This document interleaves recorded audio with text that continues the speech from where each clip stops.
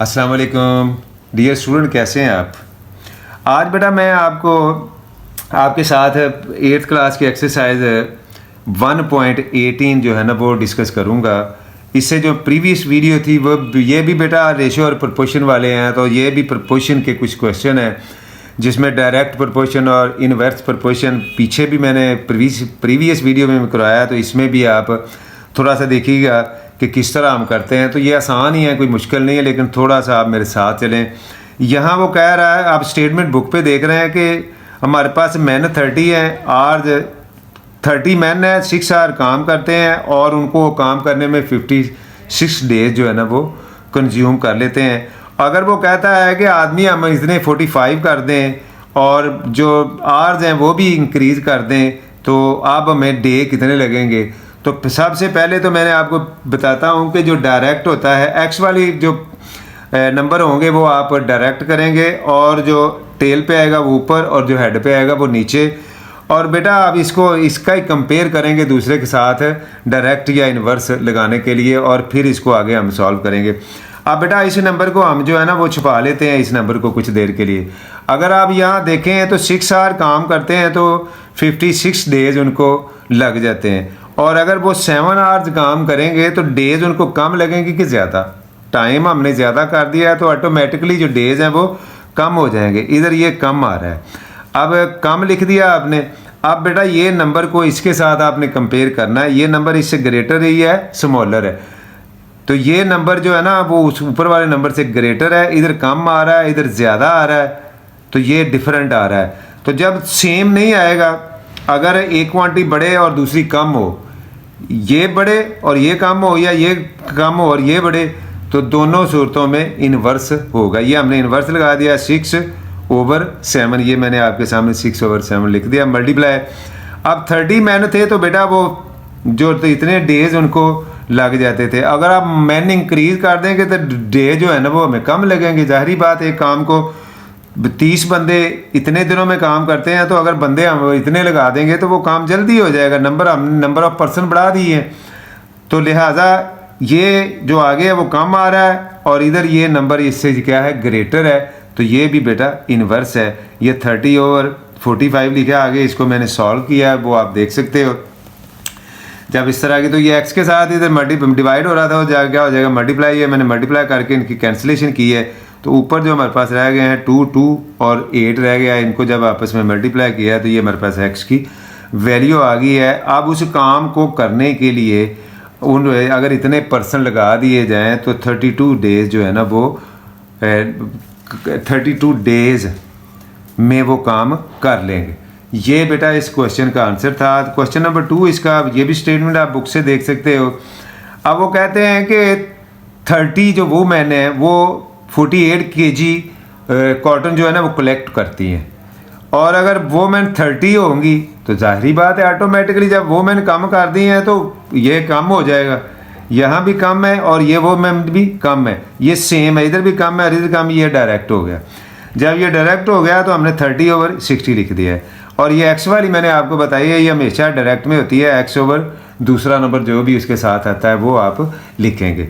अब बेटा ये अगर वो 8 आवर्स काम करती हैं तो इतनी कलेक्ट करती हैं, तो 12 आवर अगर काम करेंगी तो वो ज़्यादा कर लेंगी। जब ज़्यादा घंटे काम किया जाएगा तो काम ज़्यादा हो जाएगा, तो लिहाजा इधर ज़्यादा आ रहा है और इधर ये नंबर भी इससे ज़्यादा है, तो ये दोनों तरफ इंक्रीज़ हो रहा है, तो लिहाजा ये भी डायरेक्ट है। जब डायरेक्ट है 12/8 लगा दिया। अब मैंने लगा के इनकी आगे कैंसिलेशन की है, ये आपके सामने नज़र आ रही है, आपको सामने की है। तो अब हमारे पास जो है ना वो 36 है। कितनी है, 36 kg जो है ना वो कॉटन अगर इतनी वूमेन लगाएं तो वो कलेक्ट करेंगी। आगे बेटा इसका क्वेश्चन नंबर 3 है, वो भी 1.18 का आप देख लेंगे। स्टेटमेंट इसकी भी मैंने लिखी, स्टेटमेंट ज़्यादा लंबी थी, मैंने नीचे लिखी। लेंथ है, विड्थ है और प्राइस है। अब बेटा 3 मीटर विड्थ है तो उसकी प्राइस ये है। ये तो डायरेक्ट लिख दिया, मैंने आपको कहा है कि ये एक्स वाली डायरेक्ट है, x ओवर इतना है। अब 3 मीटर है तो उसकी जो प्राइस है वो इतनी है, तो 6 मीटर होगी तो प्राइस ऑटोमेटिकली ज़्यादा होगी। जब ये ज़्यादा आ रहा है तो ये नंबर को भी हम कंपेयर करते हैं, ये भी नंबर इससे ज़्यादा है। दोनों तरफ इंक्रीज़ हो रहा है, तो लिहाजा ये भी डायरेक्ट है। डायरेक्ट 6/3 लिख दिया। अब उसकी 8 मीटर लेंथ थी तो वो इतने क्या उसकी प्राइस थी, और अगर उसकी लेंथ ज़्यादा हो जाएगी तो ऑटोमेटिकली इसकी प्राइस ज़्यादा हो जाएगी। इधर ज़्यादा आ रहा है, ये नंबर भी इससे ज़्यादा है, तो ये भी डायरेक्ट है। तो इसको हमने 12/8 लिख दिया। अब जब इसकी आगे हमने कैंसिलेशन की, एक्स को अकेला किया, एक्स के साथ जो नंबर था वो इधर जा क्या कर दिया, मल्टीप्लाई हो गया।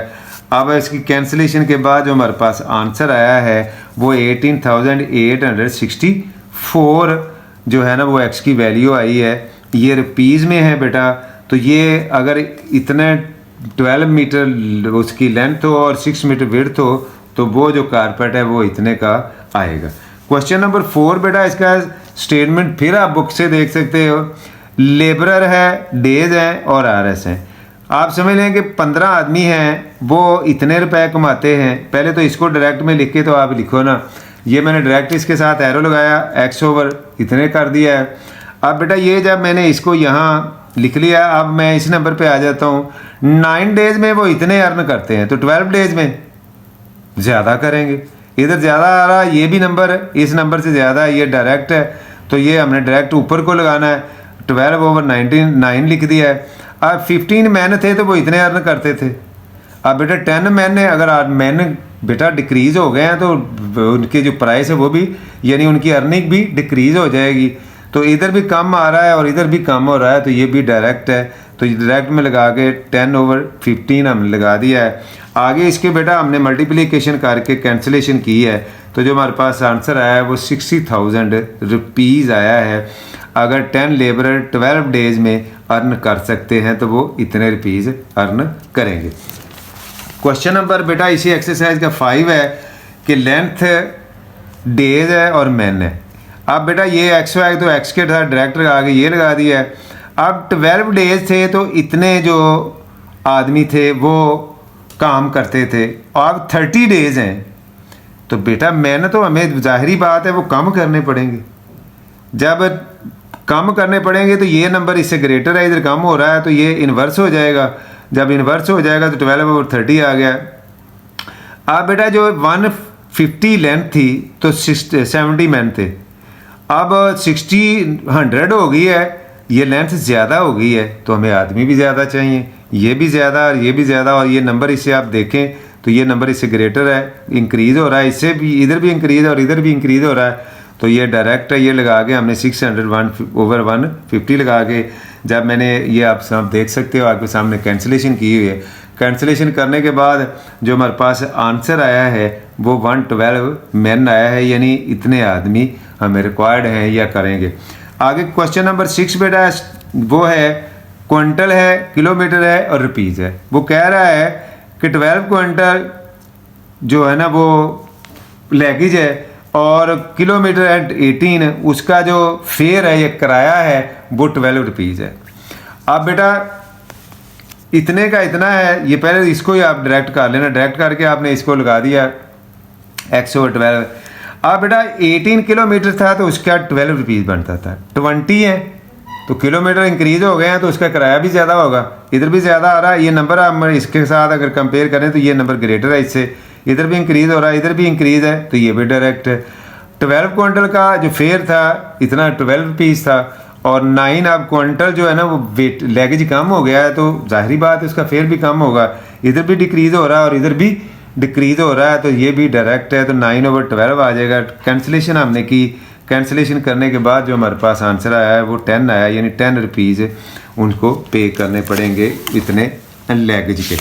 आगे बेटा इसका क्वेश्चन नंबर इसी एक्सरसाइज का 7 है 1.18 का। ये भी स्टेटमेंट है, आप बुक से देख लीजिएगा बेटा। तो ये मैसन है, मीटर है और डेज है। अब ये मैंने एक्स को इधर ले आया बेटा, एक्स इधर हो या इधर हो, दोनों सूरतों में क्वेश्चन हल हो जाता है। अब ये डायरेक्ट लगाया मैंने x/14 लगा दिया है। अब वो कह रहा है कि 12 मीटर थी तो 14 मैसन थे जो वो काफ़ी थे।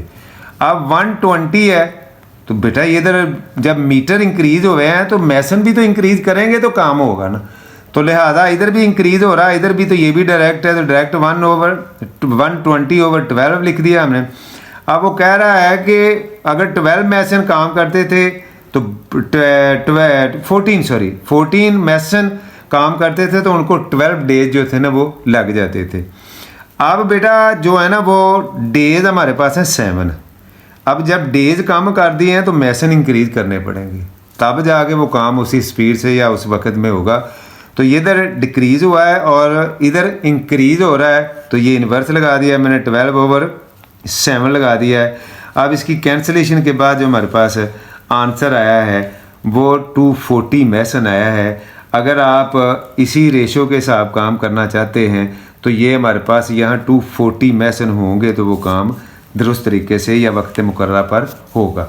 आगे बेटा क्वेश्चन नंबर 8 है, इसका टोटल ये स्टेटमेंट अगर बुक पे देखी जाए तो ये टोटल जो मशीन थी वो 15 थी, तो उनमें 3 जो थी ना वो आउट ऑफ ऑर्डर यानी ख़राब हो गई हैं। तो अब वो काम किस तरह करेंगे, वो रिमेनिंग जो है वो 12 है। अब वो कह रहा है कि 15 मशीन थी तो जो स्वेटर वो बुनती थी वो 360 स्वेटर बुन लेती थी।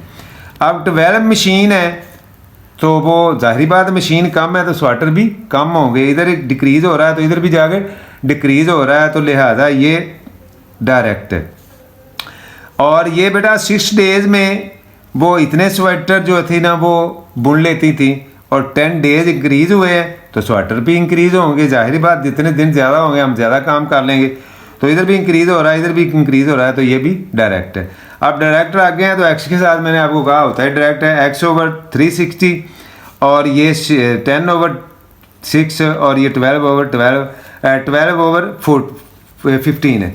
अब इसकी जब हमने कैंसिलेशन की है बेटा मुकम्मल तौर पर, तो जो हमारे पास आंसर आया है वो 480 जो स्वेटर है ना वो इतनी मशीनें इतने दिन में जो है ना वो बुनेगी। ये इस क्वेश्चन का आंसर है। आगे बेटा इसका क्वेश्चन नंबर 9 है, वो भी आप स्क्रीन पे देख रहे हो कि मैन इतने हैं, फूड इतनी है और डेज इतने हैं। अब वो कहते हैं कि 32 डेज थे और मैन थे 1440 और उनको जो फूड दी जाती थी वो 1 समझ लें कि एप्पल है या ब्रेड है या कोई भी पीस है, उनको 1 पीस दिया जाए तो 32 डेज जो थे ना वो डेज उनके इतने थे वो उन्होंने गुजारने हैं। आप बेटा ये एक्स वाई तो आपको डायरेक्ट मैंने कहा हर नंबर के साथ या हर क्वेश्चन में डायरेक्ट होगी, ये मैंने डायरेक्ट लगा दी। अब वो कह रहा है कि 32 डेज हैं तो इतने मैन हैं। अब डेज बढ़ गए हैं, डेज बढ़ गए हैं तो मैन हमें कम करने पड़ेंगे। इधर इंक्रीज हुआ है और इधर डिक्रीज हुआ है, तो ये इसका क्या हो जाएगा, इन्वर्स हो जाएगा। पहले वो 1 एप्पल देते थे, 1 एप्पल 1 पर्सन को देते थे तो वो इतनों को पूरा आ जाता था। अब उन्होंने देना शुरू कर दिया है ज़्यादा, 1/1 यानी 1.5 देना शुरू कर दिया है, तो लिहाजा हमारे पास जो पर्सन है वो कम होंगे तो वो पूरे आएंगे, अगर नहीं होंगे तो वो पूरे नहीं आएंगे। लिहाजा ये इधर इंक्रीज़ हो रहा है, इधर इंक्रीज़ हुई है, ये 1 से ये इंक्रीज़ होगी और इधर डिक्रीज़ हो रहे हैं, यानी आदमी कम करने पड़ रहे हैं, तो लिहाजा ये भी इन्वर्स है। यहाँ बेटा एक ये ओवर में आ गई है, ये भी मैं आपको बता देता हूँ, पहले आप इसकी जो लिख लो, ये हमने 1/3/2 लिख दिया है इसको, और ये 32/40 और ये x/। अब बेटा ये ओवर में डबल ओवर आ गया है, तो इसको बेटा मैंने ये सॉल्व किया है कि इसका मतलब ये होता है 1 डिवाइडेड बाय कोई भी नंबर और डिवाइडेड बाय ये होता है, जब हम डिवाइडेड को मल्टीप्लाई करेंगे तो इसका रेसिप्रोकल आ जाएगा, वो 2/3 हो गया, और इसको इससे मल्टीप्लाई करेंगे तो हमारे पास जो पूरा नंबर आ जाएगा वो 2/3 आ जाएगा। वो बाकी हमने नंबर उसी तरह लिख के हमने एक्स को लहदा किया और उनकी हमने कैंसिलेशन की, तो जो हमारे पास आंसर आया है वो 768 आया है। लेकिन वो इतने आदमियों के आया है, पहले भी आदमी तो लगे हुए हैं ना। अब पहले जो आप देख रहे हो कि 1440 जो आदमी लगे हुए हैं वो लगे हुए हैं, उनमें से ये हम क्या करेंगे, सब्सट्रैक्ट करेंगे, उसमें से ये माइनस करेंगे, तो वो जो खुराक है ना वो 672% जो है ना वो उनको पूरी आएगी। ये इस क्वेश्चन का जो था ना ये आंसर था, ये मैंने आपके सामने लिखा है। अब इस एक्सरसाइज का ये बेटा आखिरी क्वेश्चन है कि मैन इतने हैं डेज और बाइसिकल, वो कहते हैं कि 10 मैन है और 400 बाइसिकल जो है ना वो असेंबल्स करते हैं।